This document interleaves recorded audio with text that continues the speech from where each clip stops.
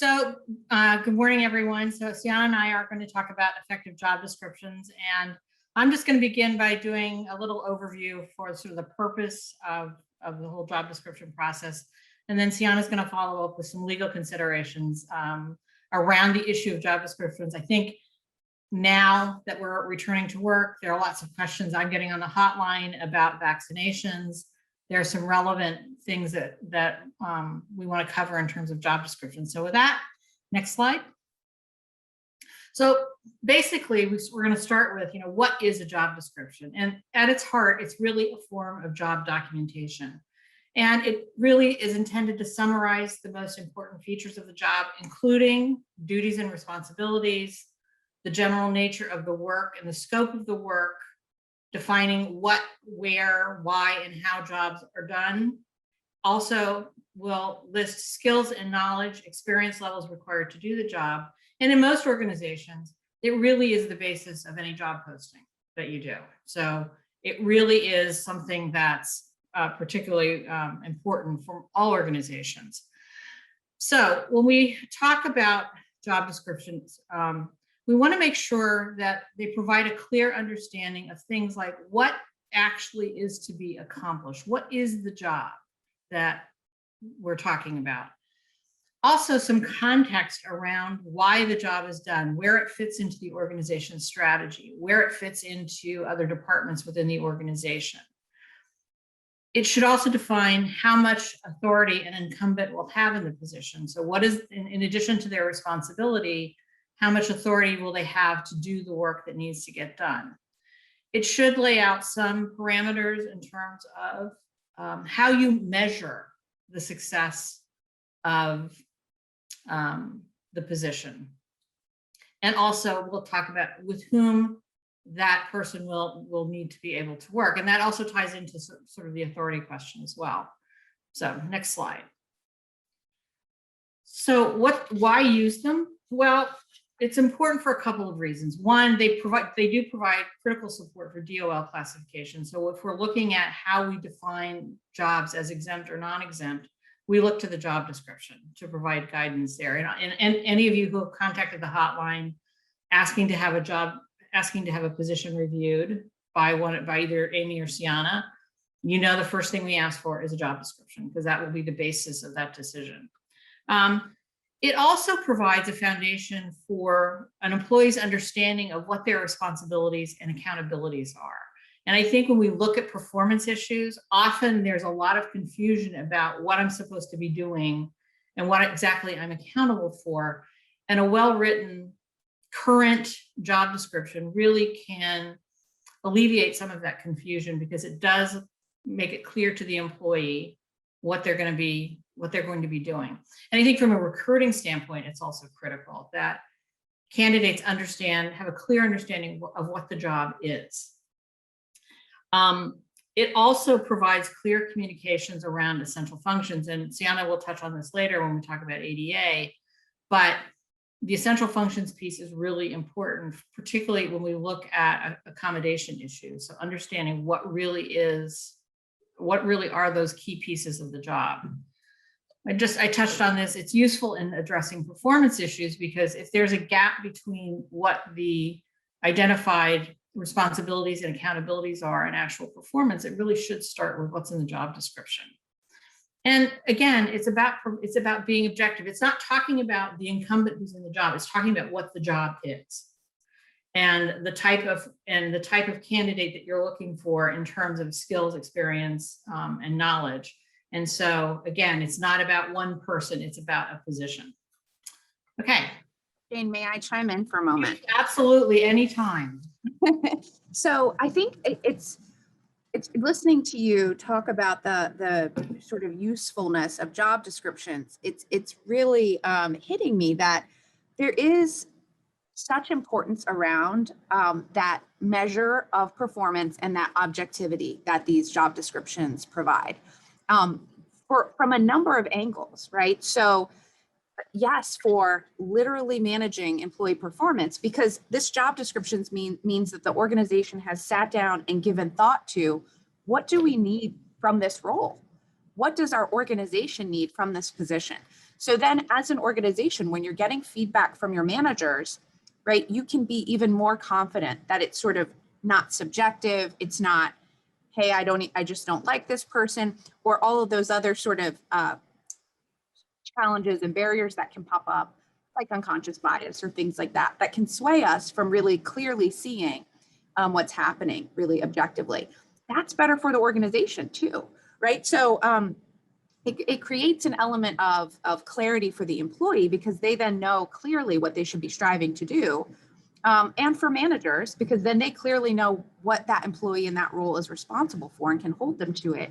And for the organization as a whole, right? In terms of efforts to create an inclusive work environment. So pretty awesome, actually, when you think about the impact that it can have. And I think that's why many attorneys view it as this sort of foundational type document, almost along the lines of a handbook, right? A handbook is your compliance outline in general, but this job description is sort of the outline for this role and for accountability for this employee. And from a performance standpoint, the questions that you need to be asking is like, what's not getting done, or what behaviors is the employee demonstrating? It's not about personalities. And so, often I hear, they're just not a good fit. Well, that's not necessarily helpful in figuring out what the next step should be. And so if it's clearly laid out in the job description, what is expected of the employee, it's easier to answer the question about what's not getting done. Because if the employee never was told that this was part of the job, it is going to create some issues. And so again, making sure that you're thinking, now look, things change. Clearly the past 18 months have demonstrated to us that the world can change on a dime, which is why you will find in every job description that nice little catch-all which says, and any other duties and responsibilities assigned, because we can't possibly cover every possibility. But the more you can be very explicit about what your expectations are, it makes managing that whole performance issue much easier. Okay, next slide. All right, so by the way, there's nothing in, Scott, if I'm speaking out of turn here, correct me, there's nothing that says you have to have a job description. Correct. It's not required. So, but most organizations have them. And so there are clearly some pros and cons in terms of whether you decide to go down that path or not. And again, some of this we've already touched on, but it is about clearly specifying responsibilities. And again, this issue of essential functions in writing. So it's clear not only to whoever is sitting in that position, it's clear to who's managing that position, it's clear to others in the organization. Sienna touched on this. It's about supporting the organizational structure. What does the organization need to do to get business done, to achieve their strategy? And it also can help eliminate duplication of responsibility among employees. And I've seen this as an HR person, where there are like 5 people doing the exact same. It's just unclear. Nobody's quite sure who's actually responsible for this. And it creates an enormous amount of confusion. It also provides job content information for those of us in HR in terms of, as I indicated, job postings, because most often job descriptions are the basis for every posting I've ever done. So clearly it's a factor in recruitment and selection. And again, you want to be conveying to candidates an accurate description of what the job is. When we look at job evaluation, when we're looking at salary survey data, any of you who again have called into the hotline and asked me to do some benchmarking for positions that you have, first question I ask you is, do you have a job description? Because I need that in order to be able to make a match against a database. I need to know what you're looking at. Again, can be the basis for performance appraisals. It's how you're assessing someone's performance. And also training and development reasons as well can really provide some useful information. It's about supporting supervisory responsibilities and delegation. So when we talked about how much authority does somebody have, that needs to be outlined in there. Talked about the performance management piece. Again, when you're talking about gaps in performance, it should be someone's not performing a function that you've outlined in the job description. And again, it's also about providing legal defense and protection in hiring and data to provide accommodations for disabilities. When you are dealing with a possible accommodation, you want to be able to share with the medical provider an accurate current job description that outlines essential functions, because basically what you're asking a medical provider to answer is, can the employee perform the essential functions of the job with or without an accommodation? And if the essential functions aren't spelled out, that can create some issues. Now, on the flip side, there is an argument that can be made for not having them. And the first is it may cause the organization to be locked into requirements and information on the job description, because we know the jobs change, business changes, things happen, again, COVID, that none of us could have planned for or have anticipated. There is some liability for organizations if the job descriptions are not used consistently and appropriately, and if they're not accurate. And again, Sienna's going to touch on some of this. And one thing I would add, I would say, another con that we don't have listed here is you have to keep them current. And I think that's where most organizations are challenged in this, because you can create them, but you've got to keep them current. And that's can be a massive undertaking.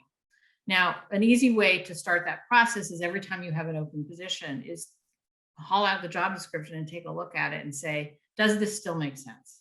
Is this really the position that we need? How have things changed? What do we need to add? What do we need to take away from this? So again, you as I said it when we started this, there's no requirement to have them. But if you have them, you do want to make sure they're current. And as I said, that can be a big challenge. Okay, next. So just talk a little bit about some common deficiencies that we see in job descriptions. Content's not based on job analysis. It's just something that we wrote this 10 years ago and we just keep look, I get it, I've done it. So and we just keep using it. We just haul it out and we might tweak it a little bit. So it really hasn't taken a look at, is that really how much of the job may have changed over time. It provides a distortion of the job, meaning it makes it much more significant and important than it really is, or it diminishes pieces of the job that are critically important to performance. Information. Chime in. I think that can be a particular sort of human nature risk during times where there's a tight labor market, right? Where we might want to try and get more applicants. So maybe we fudge the details a little to make it seem a little more grandiose than it is. And I've actually seen that recently. And it can create some issues, right? They're not necessarily someone suing you right away type issues, right? But an applicant who actually is not maybe qualified for the job, right? Who thinks they are because of the vague or ambiguous nature of the job description. So, that made its way into the posting. So again, I'm gonna quote our training head, Margaret Urich, and say, clarity is kindness here, right? Kindness both to applicants and to the organization to be clear about what the job will actually be, right? Right. And again, I think that's really important. Especially now, you're going through a lot of time and effort to find good candidates. And you don't want to lose someone because you've misrepresented what the job is. And it creates a lot of bad feelings. So I think great points. So let's see, all information is presented in a summary format. So it's basically a narrative of the position. There are no specific job responsibilities or duties specifically spelled out. So it may not be entirely clear exactly what it is I'm supposed to be doing. We're going to beat the essential functions piece to death, but it's really important. That's one of the reasons that you have job descriptions, is that you've outlined essential functions, and it's critical for assessing whether or not accommodations can be made. And so where essential functions are not specified, how do you answer the question about whether the employee can perform the essential functions if you don't know what the essential functions are? Things like the ultimate expected outcome of the function isn't specified. So how do you define success in this role? How will you know that someone is actually doing the job?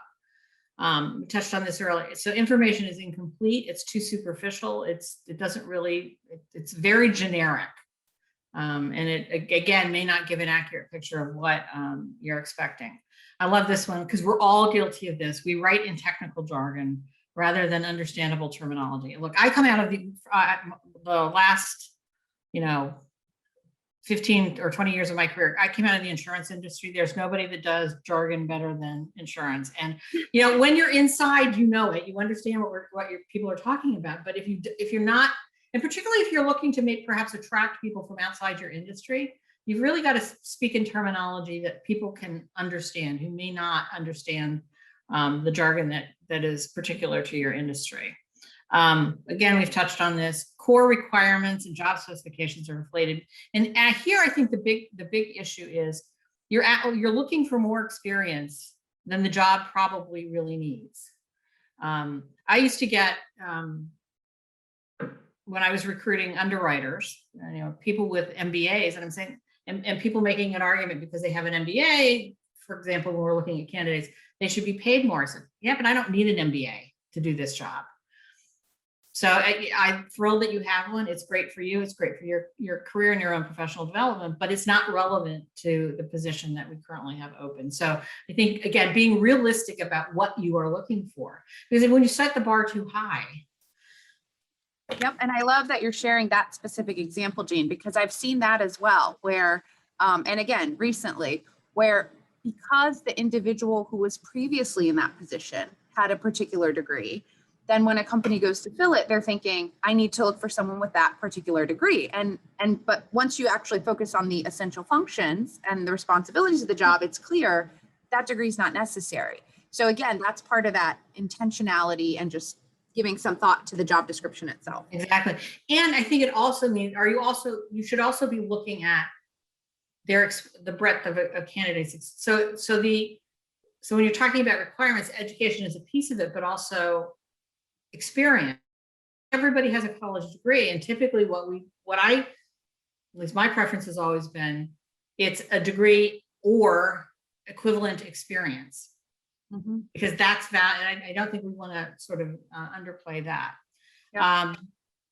And then the last thing is one we've talked on is I think one of the biggest deficiencies, they're just not current. They're not kept up to date. And that really is something that I think is a challenge for every organization, to make sure you're looking at these on a regular basis if you can. And clearly, as I said, when you have positions open, that's a great time to do this.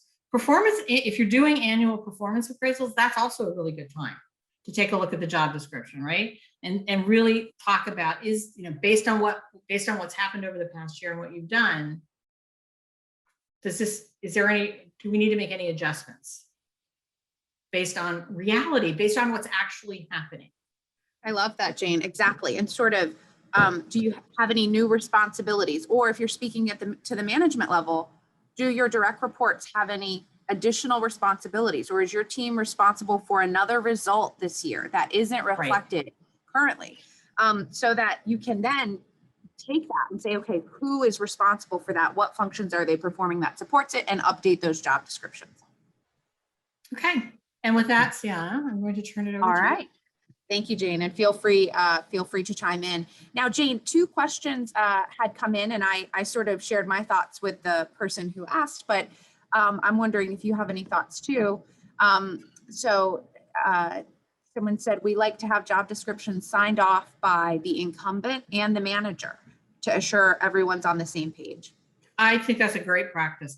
I would also recommend, when you are extending an offer to a candidate, I always included a copy of the job description and asked a signed copy of the job description to be returned along with a signed copy of the offer letter. So there's no confusion about what you're signing up for.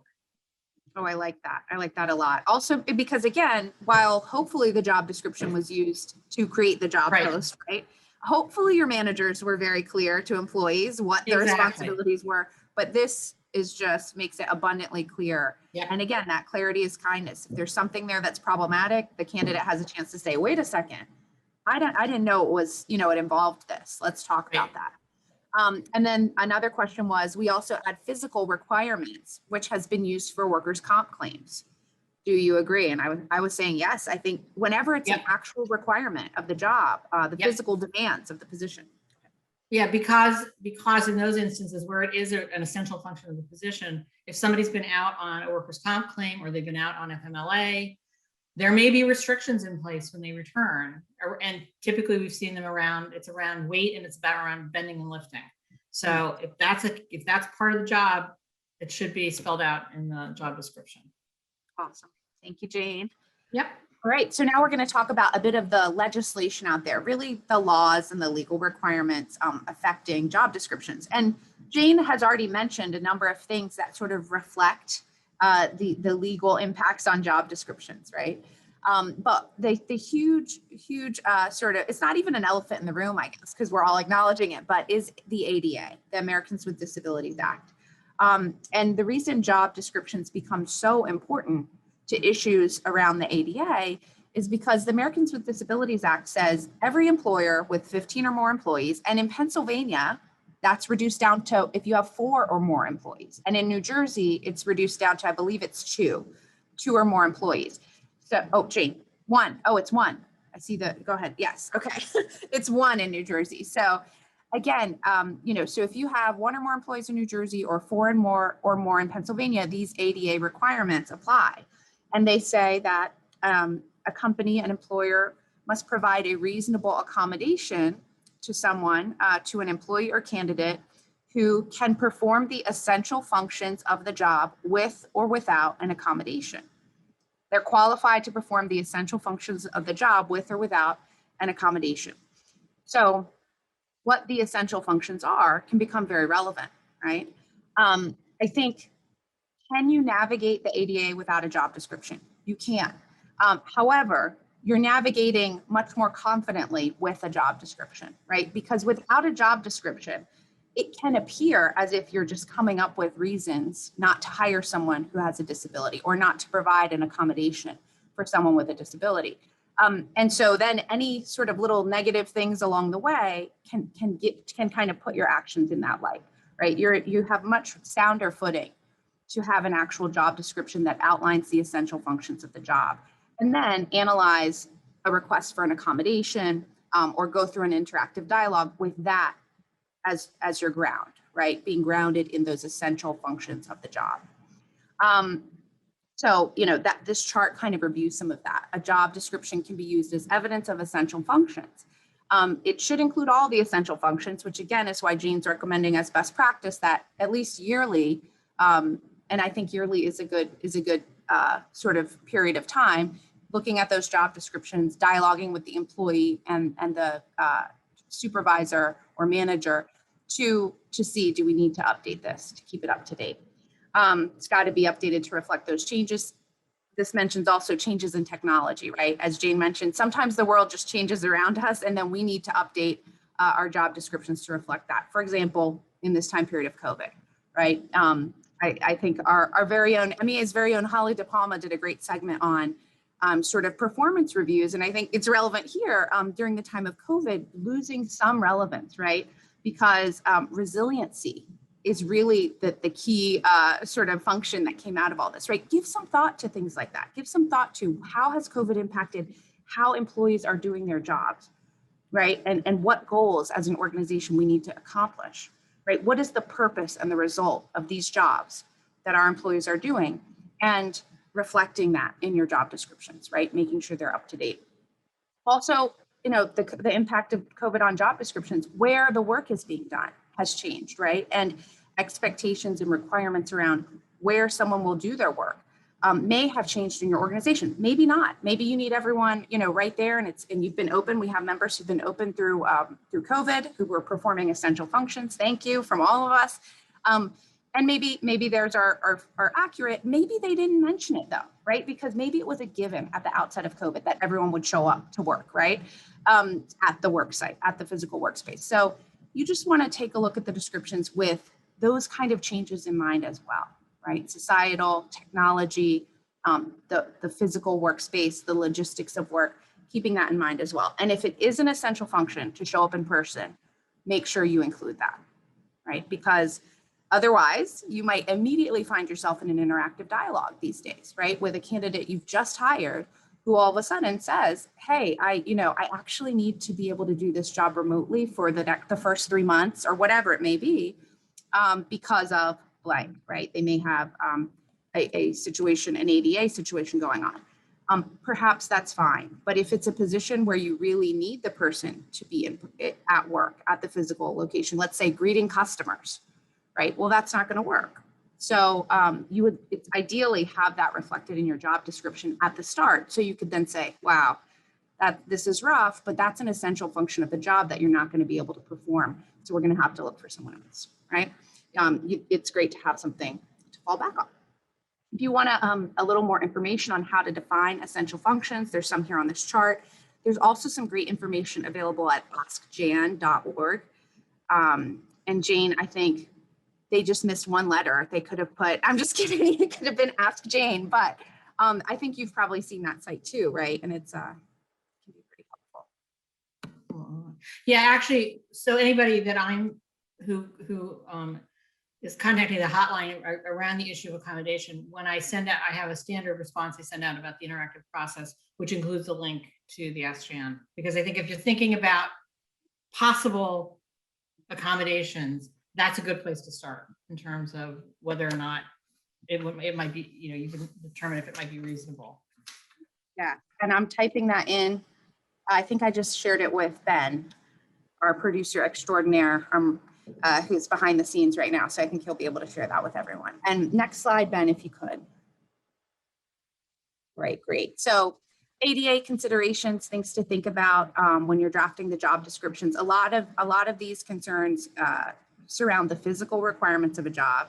As Jane mentioned, lifting, bending, but standing can be one. Sitting for long periods of time can be one. Any environmental conditions like very cold temperatures. Some work environments are, around, for example, if you're, dealing with cold storage, for example, right? And freezers, you need someone who's able to work in those temperatures, perhaps, or really hot environments, right? It's been 90 degrees the past few days, but there are plenty of manufacturing environments or warehouses where the whole facility not be air conditioned, right? And so it is going to reach some really high temperatures. Just being clear about those environmental factors that could also impact someone's ability to do the job. So you want to include those as well in the description. And a lot of times it's good to include those in a job posting, again, so that folks are not confused about what is required of someone working in that position. One thing to think about is if we're talking about how the work is done and it could be done in a different way, right? Like, so we require people to stand and do this job. They must stand and do this job for 8 hours. And if it would be possible to also sit and do that job, right? Or to have periods of sitting while doing that job, then it's not really a requirement, right? It's just how it has been done, but it could potentially be done with a modification as well. That might not be an actual physical requirement. And I see that come up a fair amount with ability to actually like sight and hearing. Sometimes people will put in ability to receive, verbal instructions. And sometimes I'll push back and say, is that really required? Or could the person also, receive them in writing? It might be the case that these are things happening on the fly, that yes, verbal communication is required, but there are also instances where it may not be required and someone with a disability might be able to do that job, just do it in a slightly different way. And if that's the case, it may not belong on your list of requirements. Jane, did you have any thoughts around that? Because I saw you. Okay, I was just making sure I give the opportunity to share. Okay, Ben, next slide, please. Again, here are some questions and considerations to ask yourself, a little checklist you can use to figure out, might these be essential functions of the job or not? And if you're ever in doubt, of course, give us a ring on the hotline or send an email to hotline, and we can help you walk through that analysis. Especially if it's your first few times doing it, it's probably helpful to kind of bounce it off someone else. Thank you, Ben. Yeah, but these are some of those physical and environmental requirements to keep in mind. Following orders, customers' requests, working under stress, working long hours with or without breaks. extended periods of sitting, bending, stooping, standing or walking, lifting requirements, eye-hand coordination. I've got to tell you, one thing to keep in mind as we navigate the waters of recreational marijuana, medical marijuana. Pennsylvania has, medical marijuana. New Jersey's got medical marijuana and has brewing recreational marijuana. I want members to really be thinking about these physical requirements, right? Because they may become even more relevant in that time period. If the position itself involves safety sensitive functions, that may be something you want to start including in your job descriptions if you haven't been, because perhaps your organization will be deciding whether someone who does use marijuana can be performing those safety sensitive functions, right? What is a safety sensitive function? This is something that when I was first practicing employment law, I'm like, where's the definition? There is no specific definition, but there are things out there that we can draw guidance from, right? So certainly someone working at great heights, someone working with, power sources, someone working with heavy equipment or machinery that can cause, physical bodily harm or death. Those are safety sensitive functions, right? Think about listing those as well. And again, if you have any questions, give us a ring on the hotline. And finally, a couple of do's and don'ts tips. These are not all of them, and we've talked about some other ones today already. But when you go to use a job description as a job post, do make sure you don't forget the other, sort of best practices around job postings, and make sure you include an EEO statement, kind of indicating, your organization doesn't discriminate against applicants. Hopefully, you're using a system that'll add it on there automatically so you don't ever forget it. Do not list the same physical requirements for every job unless those are the actual requirements. This is something else I've seen where people just have kind of a block of text that they use to describe physical requirements. Just make sure that they are the actual physical requirements for that particular job, right? And I touched on the last one already. Don't identify sight or hearing as requirements unless they actually are. But I think that's it for now. And I didn't see any other questions come through. Oh, good. Thank you, Ben, for sharing that askjan.org. Oh, I see one question. Is an EEO statement needed for job posts for 1099s as well? Well, that's an interesting one for contractors. I don't know that it hurts because, again, you want to be following those laws and they apply when it comes to selecting contractors. At the same time, they're not an employee, so they wouldn't really have employee-based type claims. But you can reach out to Hotline. We can chat more about that specific one. It's a great question.